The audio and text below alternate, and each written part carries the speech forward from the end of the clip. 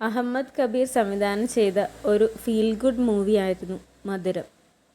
Joju George, ശ്രുതി രാമചന്ദ്രൻ, അർജുൻ അശോകൻ, നിഖില വിമൽ എന്നിവരാണ് പ്രധാന കഥാപാത്രങ്ങളെ അവതരിപ്പിച്ചിരിക്കുന്നത്. ഒരു ആശുപത്രിയുടെ പശ്ചാത്തലത്തിലാണ് സിനിമ പോകുന്നത്. ഈ സിനിമയിൽ 2 തരം കപ്പിൾസിനെ അവതരിപ്പിക്കുന്നുണ്ട്. ഒന്ന് ജോജു ജോർജും ശ്രുതിയും ചെയ്ത ക്യാരക്ടേഴ്സ്, പിന്നെ നിഖിലയും അർജുനും ചെയ്ത ക്യാരക്ടേഴ്സും.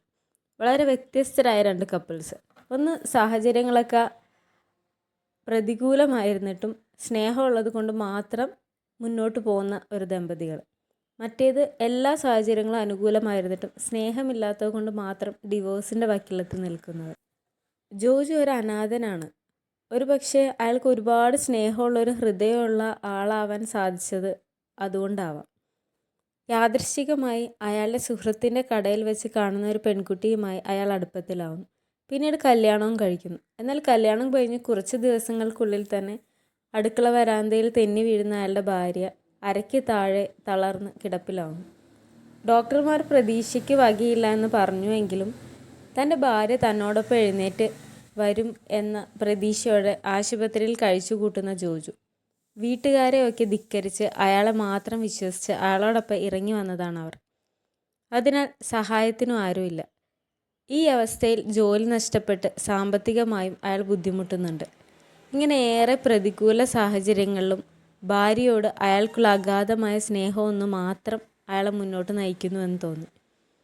അതേ ഹോസ്പിറ്റലിൽ തൻ്റെ അമ്മയെ അഡ്മിറ്റ് ചെയ്തത് കൊണ്ട് ജോജു കണ്ടുമുട്ടുന്ന ആളാണ് അർജുൻ അശോകൻ ചെയ്ത കെവിൻ എന്ന ക്യാരക്ടർ. കെവിൻ അയാളുടെ അമ്മയെ ഹോസ്പിറ്റലിൽ അഡ്മിറ്റ് ചെയ്തതിൻ്റെ ടെൻഷനും കൂടെ അയാളുടെ ഭാര്യയുമായി ഒത്തുപോകാൻ സാധിക്കാത്തതിൻ്റെ ടെൻഷനും അനുഭവിക്കുന്ന ആളാണ്. കെവിൻ്റെ ഭാര്യ ചെറിയായി വന്നത് നിഖില വിമലാണ്. അവർ ഡിവോഴ്സ് ചെയ്യണോ അല്ലെങ്കിൽ ഈ വിവാഹബന്ധം തുടർന്നു പോകണോ എന്ന് തീരുമാനം എടുക്കാനാവാതെ അങ്ങനെ പോകുന്നു.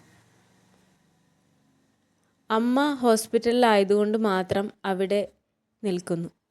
സിനിമയിൽ ഹൈലൈറ്റ് ചെയ്ത് കാണിക്കാത്ത വളരെ നിസ്സാരമായി പറഞ്ഞു പോകുന്നൊരു കാര്യമാണ് എനിക്ക് പ്രധാനമായിട്ട് പറയാനുള്ളത്. ഒരു മുഖ്യ കാരണം, ഇവരുടെ പ്രശ്നങ്ങളുടെ ഒരു മുഖ്യ കാരണം കെവിൻ്റെ അമ്മ കൂടിയാണ്. ആൺമക്കളുടെ കുടുംബകാര്യത്തിൽ ഇടപെട്ട് വഷളാക്കുന്ന ഒരു അമ്മായിയമ്മ. സത്യത്തിൽ അമ്മയ്ക്കും ഭാര്യയ്ക്കും ഇടയിൽ നിന്ന് കാര്യങ്ങൾ പക്വതയോടെ കൈകാര്യം ചെയ്യാനുള്ള കഴിവില്ലാത്തൊരു വ്യക്തിയാണ് കെവിൻ. ആ ബന്ധം ഒരു ഡിവോഴ്സിലേക്ക് പോകാതെ നോക്കാൻ ചെറി ശ്രമിക്കുന്നതായി തോന്നി. രാവിലെ എണീറ്റ് കെവിന് ഇഷ്ടപ്പെടുന്ന ഭക്ഷണമൊക്കെ ഉണ്ടാക്കി കുളിച്ച് റെഡിയായി ജോലിക്ക് പോകുമ്പോൾ കെവിനോടൊപ്പം അയാളുടെ കാറിൽ പോകാൻ വെപ്രാളപ്പെട്ട് ഓടി വരുന്ന ചെറി. എന്നാൽ അവൾക്ക് വേണ്ടിയിട്ട് 1 മിനിറ്റ് പോലും കാത്തു നിൽക്കാൻ കെവിൻ തയ്യാറാവുന്നില്ല. പേഴ്സണലി കുക്കിംഗ് ഇഷ്ടപ്പെടാത്ത ഒരാളാണ് ചെറി. എന്നിട്ടും കെവിൻ്റെ ഇഷ്ടം പിടിച്ചു പറ്റാൻ അയാളുടെ ഭാര്യയായി ഒത്തുപോകാൻ വേണ്ടി മാത്രമാണ് അവൾ രാവിലെ എണീറ്റ് കുക്കൊക്കെ ചെയ്യണത്. എന്നിട്ട് ആ ഭാര്യയ്ക്ക് വേണ്ടിയിട്ട് ചെറിയൊരു സാക്രിഫൈസ് ചെയ്യാൻ പോലും കെവിൻ തയ്യാറാവുന്നില്ല. നേരെ മറിച്ച് അയാൾ കാറിൻ്റെ മിററിലൂടെ അതിൽ കയറാനായി ഓടി വരുന്ന ചെറിയെ ഒരു ദയയുമില്ലാതെ നോക്കിക്കൊണ്ടിരിക്കുന്നുണ്ട്. എന്നിട്ട് അവളെ കയറ്റാതെ പോകുന്നു. ഹോസ്പിറ്റലിൽ കിടക്കുന്ന അമ്മയെ കാണാൻ ഫുഡുമായി ചെറി വരുന്നുണ്ട്. കെവിനെ ആശ്വസിപ്പിക്കാൻ ശ്രമിക്കുന്നുണ്ട്. എന്നിട്ടും അയാൾക്ക് അവളോട് സ്നേഹമില്ലാത്തത് പോലെയാണ് തോന്നിയത്. യഥാർത്ഥത്തിൽ ഇതുപോലുള്ള വിവാഹബന്ധങ്ങൾ തകരുന്നതിൻ്റെ 90% കാരണക്കാരും കെവിനെ പോലുള്ള പുരുഷന്മാരാണ്. കെവിനെ പോലെ അമ്മ പറയുന്നതൊക്കെ കേട്ട് സ്വന്തമായി തീരുമാനങ്ങൾ പോലും എടുക്കാനറിയാത്ത ആണുങ്ങളെ കല്യാണം കഴിക്കുന്ന സ്ത്രീകളുടെ അവസ്ഥ ദയനീയം തന്നെയാണ്. തൻ്റെ മകൻ്റെ ഭാര്യയെ ഒരു ദിവസം വീട്ടിലേക്ക് കയറി വന്ന പെണ്ണിന് ആദ്യമൊക്കെ വലിയ സ്നേഹമൊക്കെ കാണിച്ച് കൂടെ നിർത്താൻ ശ്രമിക്കുമെങ്കിലും പിന്നീട് ഒരു നല്ല ശതമാനം അമ്മായിയമ്മമാർക്കും അതിന് സാധിക്കാറില്ല. അവരുടെ ജീവിതത്തിലെ ഏറ്റവും വലിയ ശത്രുക്കളായാണ് അവർ ആ പെൺകുട്ടികളെ പിന്നീട് കാണുന്നത്. എന്നാൽ ചെറിയൊരു ശതമാനം പേർ ആ പെൺകുട്ടികളെ സ്വന്തം മക്കളെ പോലെ സ്നേഹിച്ച് കൂടെ നിർത്തുന്നവരുണ്ട്. അത്തരം ഭാഗ്യവതികൾ താരതമ്യേന കുറവാണ് എന്ന് പറയാം. കുറച്ച് പേർ അതിരൂക്ഷമായ പ്രശ്നങ്ങളിലേക്ക് പോയി ആ പെൺകുട്ടികൾ ജീവൻ ഒടുക്കുന്നവരെ എത്താറുണ്ട്. എന്നാൽ ഒരുപാട് ആളുകൾ ഇത്തരം പ്രശ്നങ്ങൾ ജീവിതത്തിൻ്റെ ഒരു ഭാഗമായെടുത്ത് അങ്ങനെ മുന്നോട്ട് പോയി ജീവിക്കുന്നു. അമ്മായിയമ്മയും മരുമകളും തമ്മിലുണ്ടാകുന്ന പ്രശ്നങ്ങളിൽ ആണുങ്ങളാണ് ബുദ്ധിപൂർവ്വം ഇടപെട്ട് അത് സ്മൂത്തായി കൊണ്ടുപോകേണ്ടത്. എനിക്കങ്ങനെയാണ് തോന്നിയിട്ടുള്ളത്. അമ്മയ്ക്ക് അവർ ഇത്രയും കാലം വളർത്തിക്കൊണ്ടുവന്ന മകൻ്റെ സ്നേഹം ഇന്നലെ കയറി വന്ന പെണ്ണിനോട് പോകുമോ എന്നുള്ള പേടിയായിരിക്കാം. ചിലപ്പോൾ ആ പെണ്ണുങ്ങളോട് തോന്നുന്ന അസൂയ ഉണ്ടാവാം. എന്താണ് ഇതിൻ്റെ ഒരു സൈക്കോളജിക്കൽ സൈഡെന്ന് ശരിക്കും പറഞ്ഞാൽ എനിക്കറിയില്ല. പക്ഷേ ഇതൊരു യാഥാർത്ഥ്യമാണ്. ചില പെൺകുട്ടികൾ ഇത്തരം പ്രവർത്തികളോട് പ്രതികരിക്കാതെ അവഗണിച്ച് മറ്റുള്ള ആളുകളോടൊക്കെ പങ്കുവെച്ച് അങ്ങനെ മുന്നോട്ട് പോകും. മറ്റു ചിലർ ഒന്ന് പറഞ്ഞാൽ 4 തിരിച്ച് പറഞ്ഞ് മുന്നോട്ട് പോകും. ഇത്തരം സന്ദർഭങ്ങളിൽ അവിടുത്തെ ആണുങ്ങൾ ബോൾഡായി നിന്ന് കാര്യങ്ങൾ കൈകാര്യം ചെയ്യണം.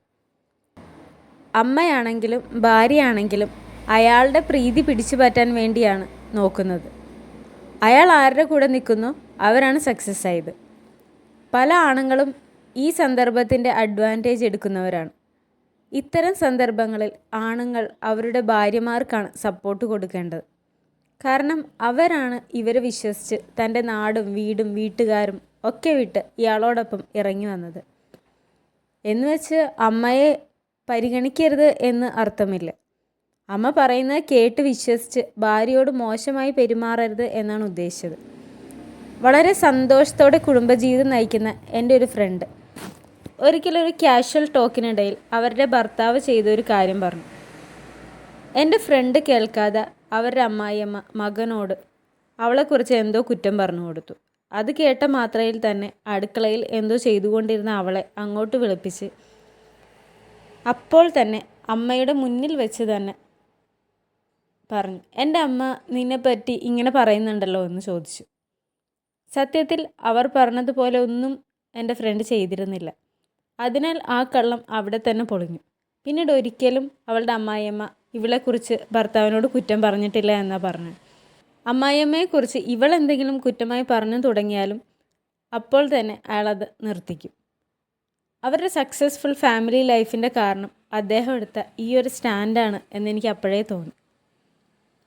ഒരിക്കൽ ഞാനും എൻ്റെ അമ്മായിയമ്മയും അടുക്കളയിൽ കുക്ക് ചെയ്തുകൊണ്ടിരിക്കുന്ന സമയത്ത് അവിടെ ഒന്ന് വെറുതെ നോക്കി നിന്ന് എന്തോ വർത്തമാനം പറഞ്ഞ എൻ്റെ ഹസ്ബൻഡിനോട് അമ്മ പറഞ്ഞ, ആണുങ്ങൾ എന്തിനാണ് അടുക്കളയിൽ വന്നത്, ഇവിടെ നിൽക്കണ്ട പൊക്കോ. അത് കേട്ടതും ഹസ്ബൻഡ് അവിടെ നിന്ന് പോയി.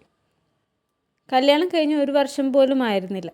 പിന്നെ പേടിയുമായിരുന്നു കേട്ടോ. അവർ പറഞ്ഞ കാര്യത്തിനോട് ഒട്ടും യോജിപ്പില്ലെങ്കിലും ഒന്നും മിണ്ടിയില്ല.